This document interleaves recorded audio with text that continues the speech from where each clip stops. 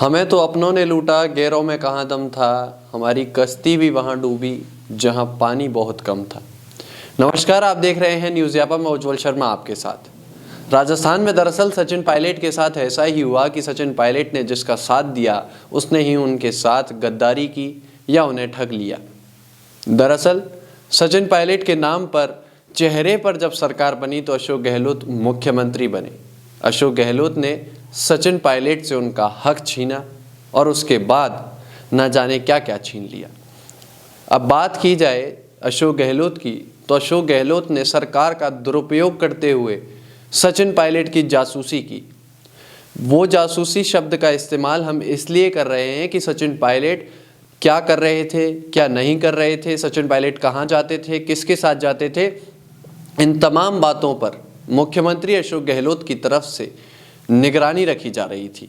ऐसा हम नहीं कह रहे हैं, ऐसा कांग्रेस नेता लोकेश शर्मा और जो मुख्यमंत्री रहते हुए सीएम के ओएसडी थे, अशोक गहलोत के ओएसडी थे लोकेश शर्मा, उन्होंने हमारे साथ खास बातचीत में कहा कि सचिन पायलट पर निगरानी रखी जाती थी, उनकी ट्रैकिंग होती थी, उनकी मॉनिटरिंग होती थी। क्या कुछ कहा है लोकेश शर्मा ने, सुनवा देते हैं आपको। 25 सितंबर को बैठक हुई थी, जो बैठक हो नहीं पाई थी, जिसके लिए वो पर्यवेक्षक वहाँ से भेजे गए।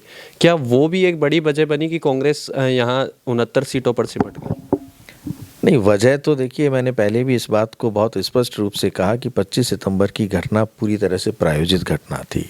अगर उस दिन जिस मंशा से आला कमान के प्रतिनिधि राजस्थान में आए थे, खड़गे जी और अजय माकन जी, वो जो एजेंडा लेके आए थे, वो जिस मंशा से आए थे, अगर उसे पूरा होने दिया जाता तो परिणाम निश्चित तौर पर राजस्थान में आज दूसरे होते और हमें बहुत फ़ायदा मिलता। सीएम ने ये कहा था उस समय कि मुझे इस घटना के बारे में मालूम नहीं है, और लेकिन शांति धारीवाल के यहाँ इतनी बड़ी बैठक हो जाती है, विधायक इस्तीफा दे देते हैं। क्या ये मुमकिन है कि मुख्यमंत्री को बिना पता हुए इतनी बड़ी चीज़ें हो जाए?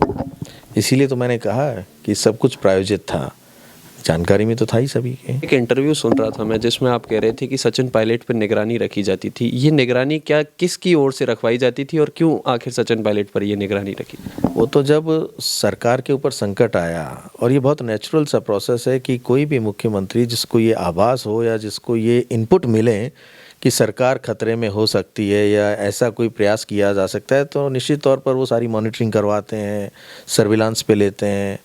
जो इस घटना को अंजाम दे सकते हैं वो कौन कौन से लोग हैं, उन सब की मॉनिटरिंग करवाई जाती है। तो वही निगरानी, मॉनिटरिंग, ट्रैकिंग, वही ट्रैकिंग के आधार पर ही वो 3 विधायकों को वापस लाया गया। वो मॉनिटरिंग तो एक बड़ा कारण रहा ना, तभी तो ये पता लगा कि कौन कहाँ है, कैसे है, और उसी मॉनिटरिंग की वजह से हम उन 3 विधायकों को अपने साथ वापस लेके आ पाए, और रात को लगभग 2-2:30 बजे हमने उनकी प्रेस कॉन्फ्रेंस करवाई मुख्यमंत्री निवास पे ही।